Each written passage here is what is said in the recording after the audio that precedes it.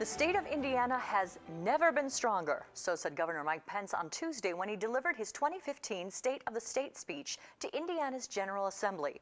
Pence said his philosophy of leadership, to set big goals and offer solutions while keeping an open mind to all promising ideas, has paid big dividends.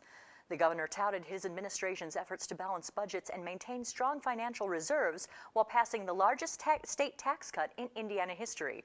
And he said his commitment to improving Hoosier education is stronger than ever.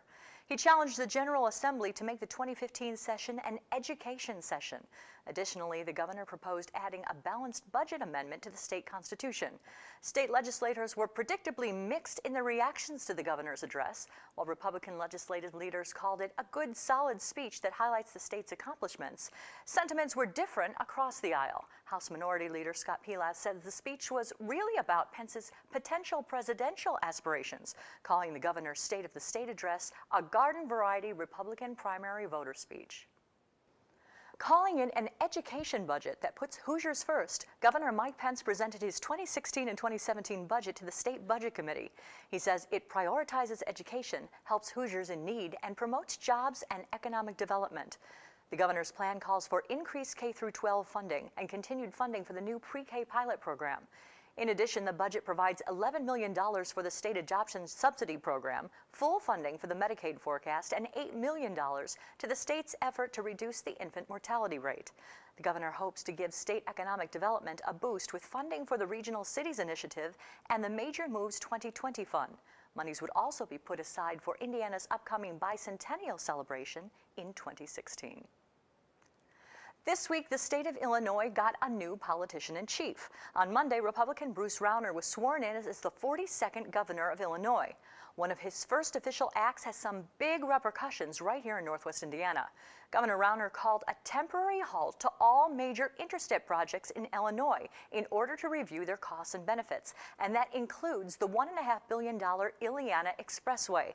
Just last month, the Federal Highway Administration gave its approval to the Illiana Corridor project to connect I-55 near Wilmington, Illinois, with I-65 near Lowell.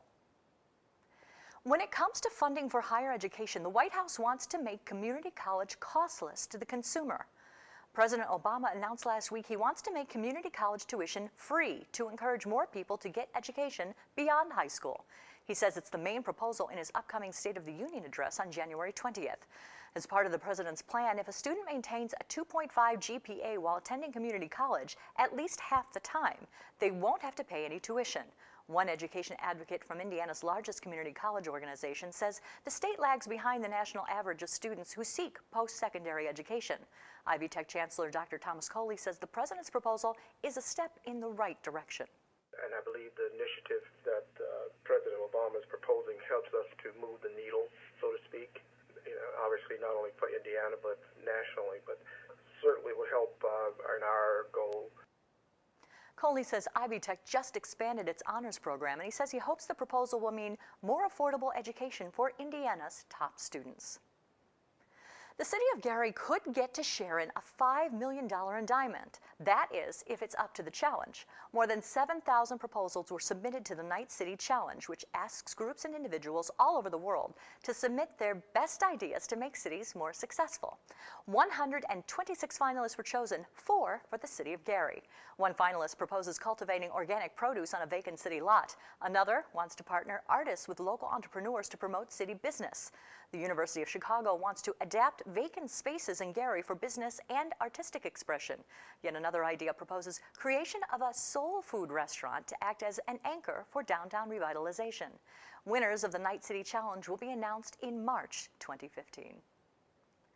Porter healthcare officials are educating citizens on health coverage options ahead of an important February 15th deadline. Next week, Porter Regional Hospital Centers will hold educational seminars for uninsured individuals to cover insurance options, including the health insurance marketplace and Medicaid. Individuals and families who do not have minimal coverage could face penalty charges if not registered by mid-February. Application counselors will be at the seminars to help residents determine which plan is best for them. For more information, call 219-983-8839. With the start of the new year, Indiana's First Lady has made the well-being of the state's newest Hoosiers a top health priority. Hillary Powell has more on how some old-fashioned ideas are breathing new life into the First Lady's initiative. This week, First Lady Karen Pence launched Labor of Love, a joint campaign with the Indiana State Department of Health to provide education on infant mortality. Research shows comprehensive prenatal care is one factor that helps fight infant deaths. We recently brought you a story about midwives providing maternity options for women at home. Now we see how these maternal health advocates are serving women at area health facilities. Luz, ¿dónde están las luces? Elizabeth Ray was born at home last year, literally. I think it's going to be pretty amazing that she knows that she was born at home, and it was such a neat experience. Elizabeth's mother, 35-year-old Joanna Perez Ray, says when she moved to Carmel, Indiana a few years ago from Chile, she wanted to embrace a form of birth culturally frowned upon. She used a certified professional midwife, a care provider who is legally licensed but not medically. I think the doctor was very I don't know. I don't want to read into her reaction, but she looked at us as parents as if we didn't know what we were doing, you know. It's like, oh, home birth. We are made to be with women, which is what midwifery means, with the wife. Mary Ellis is a hospital-based midwife, often called a certified nurse midwife. A certified nurse midwife can provide primary care for moms-to-be. She says home births are less frequent in the state and thinks a hospital setting is safest. Things right down the hall, within steps, is to me really important. And then also access to these wonderful physicians that we have.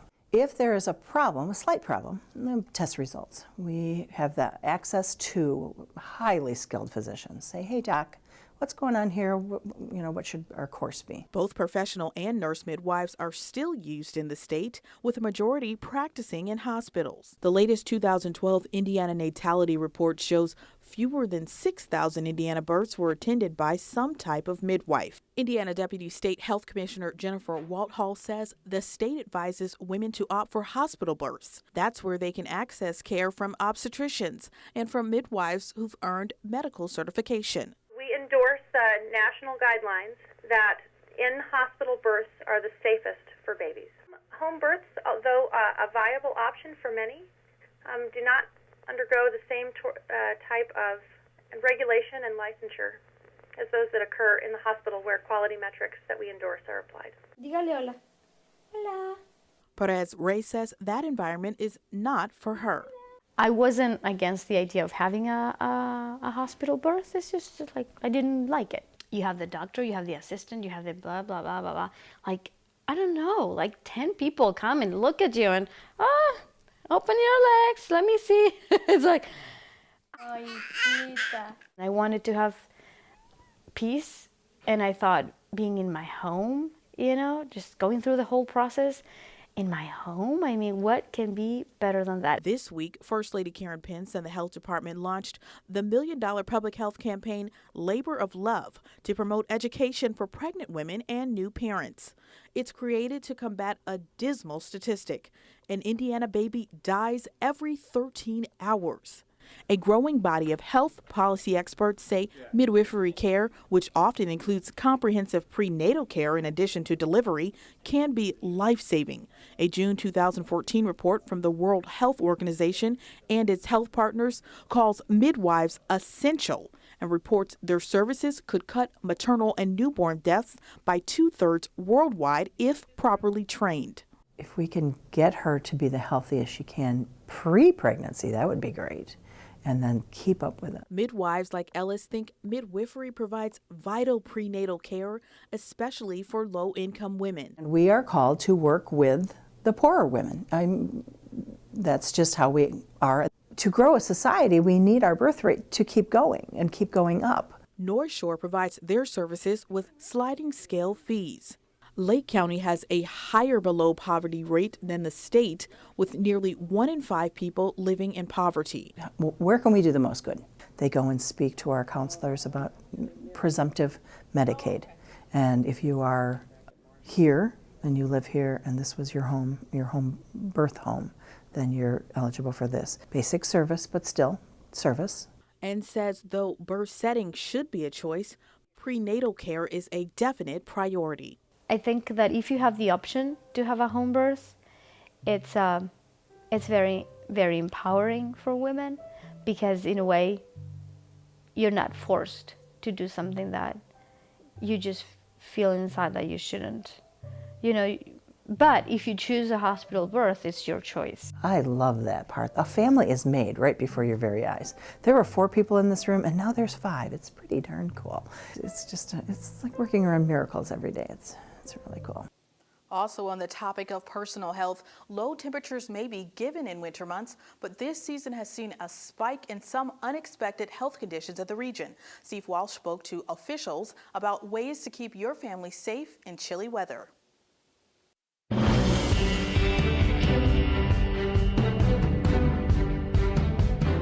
As winter takes hold, we've seen a rise in weather-related deaths. Heart attacks are on the rise in Lake County, and around the state, we've seen 66 deaths related to influenza this season.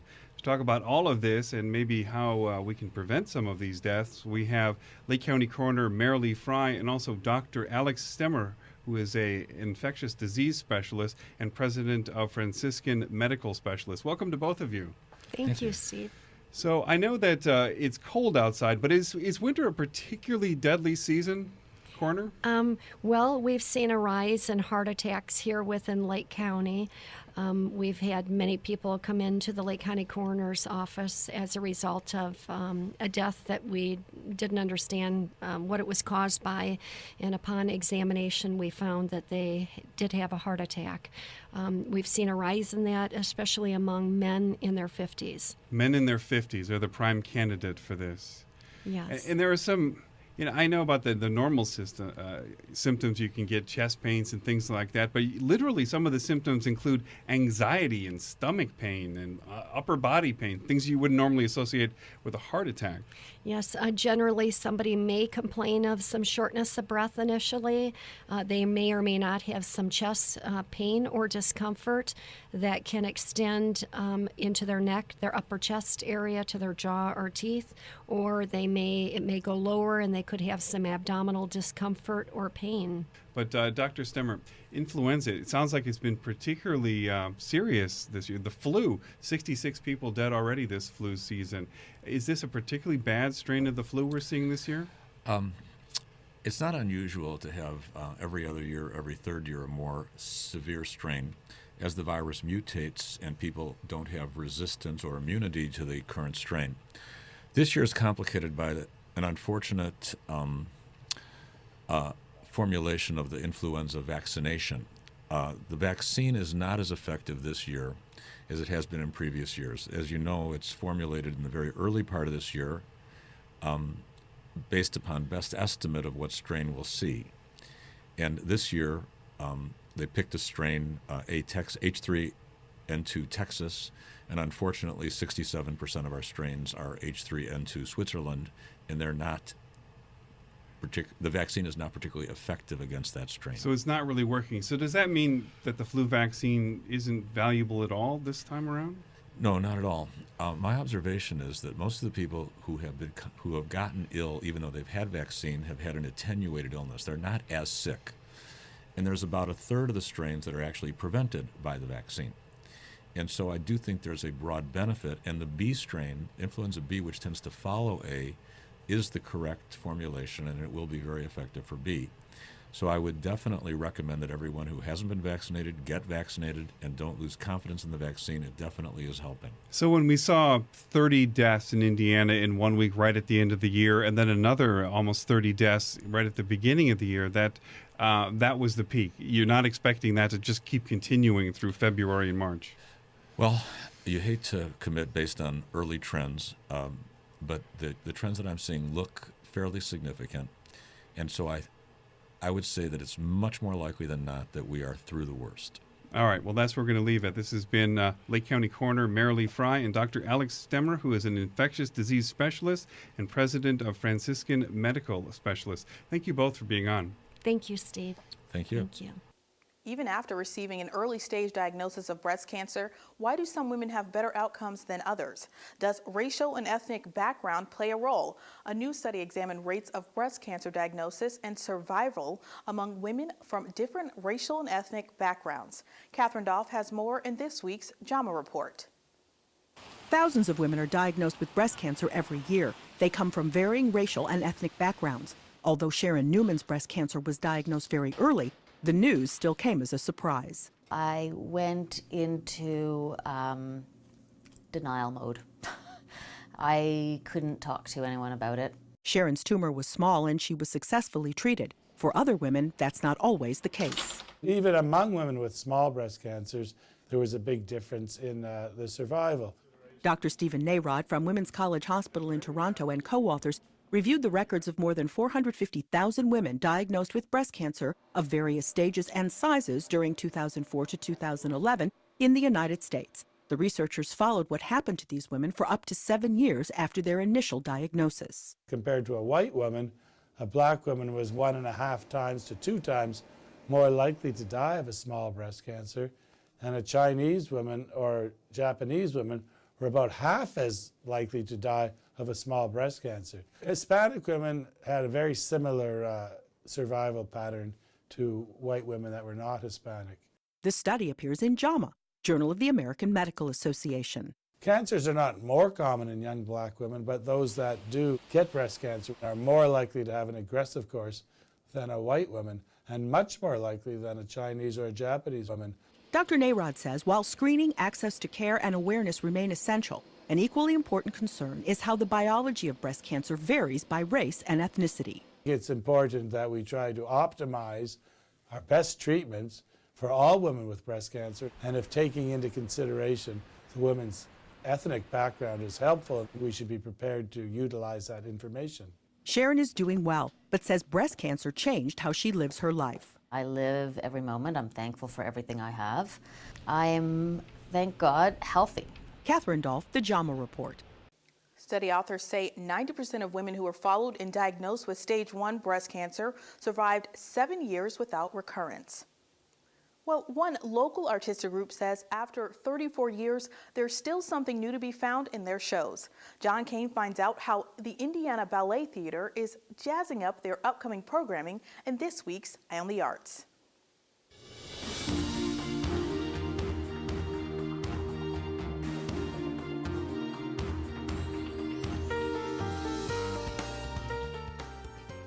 Hi, joining me for this edition of Eye on the Arts is Amanda Toohey, Assistant Artistic Director for Indiana Ballet Theater, and welcome, Amanda. Thank you. So, Indiana Ballet Theater has been around for how long now? A long time. Yes, a very long time, over 20 years. Your mother founded it. She did. And is the Artistic Director.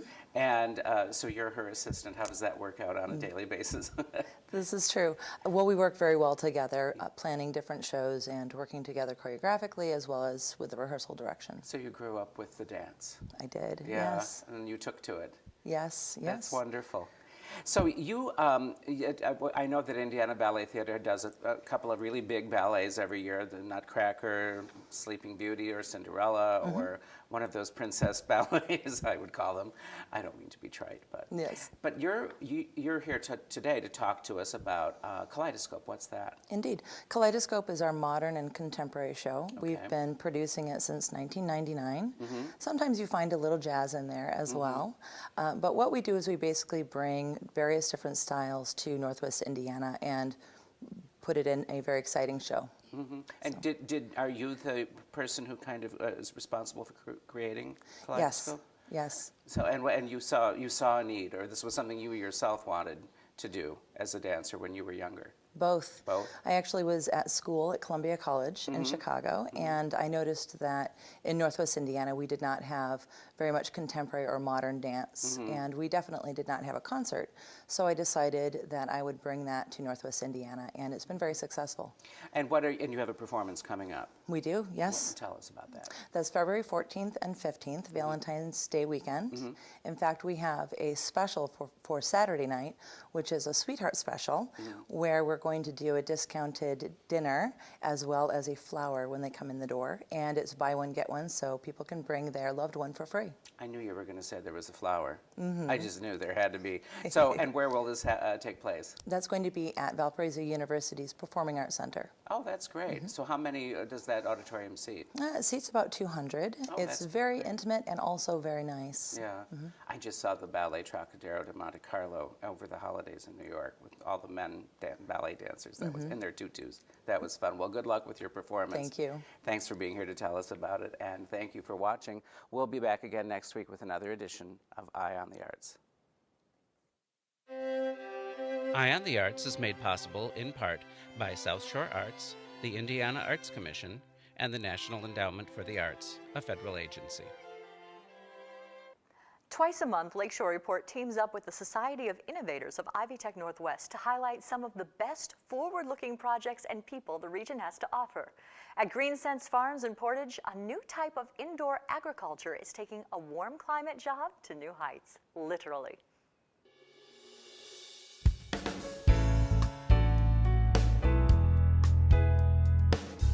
We're the largest indoor vertical farm in the U.S. A vertical farm allows you to grow tall in layers rather than just horizontally like traditional field farming. And it's controlled environment agriculture. We control everything. We control the lighting, we control the water, the nutrients, the temperature, the humidity, and the quality of the air so that the plants get perfect conditions every day, all the time. Farming's been horizontal since it was developed. The ability to go up allows us to have a much smaller footprint, and the ability to grow indoors allows us to take weather out of the equation. We were established 2 years ago, and we officially opened our doors in April of 2014. So our farm is less than a year old. There's a number of other vertical farms in Indiana and in the Midwest, but we are the largest, and we're also producing the widest variety of produce. We specialize in greens, all the things that your mother told you to eat. We can grow spinach, we can grow kale, we can grow lettuce, we grow microgreens, baby greens, culinary herbs.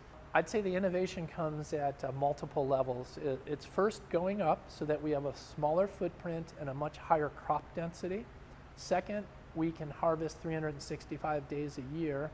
And then third, it's our LED light technology. In the past, people used fluorescent lights and they generated a lot of heat. You needed a lot of space between the levels.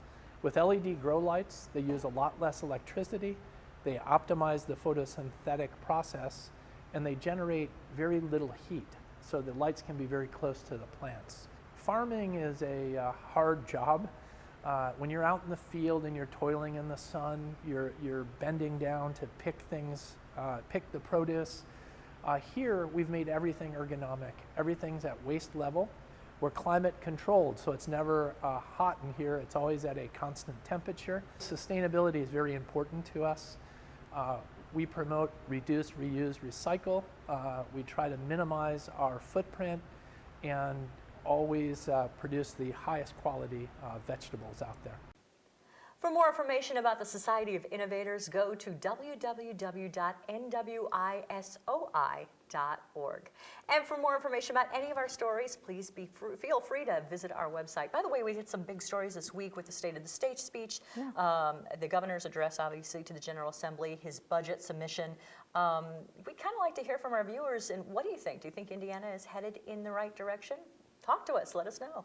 That's right. You can always reach out to us via email at tvfeedback@lakeshorepublicmedia.org with your thoughts, concerns, and questions about what's going on in the region, and about the show. Story ideas, too. Right, story absolutely. ideas, definitely. Happy to have those. And also, as far as the legislative agenda that was announced this week, I know some of the legislators were tweeting with tweet seats, which I thought was really cool. They were live tweeting the State of the State address. So we definitely want to provide that as a forum for you to reach out to us too at Lakeshore Report on Twitter.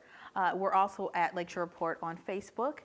But starting this month, actually, we introduced the hashtag NWI Pride because we want to know what makes you excited about this region, what you're looking forward to with your neighbors and with things going on in this area that we want to uplift. So, help us help you.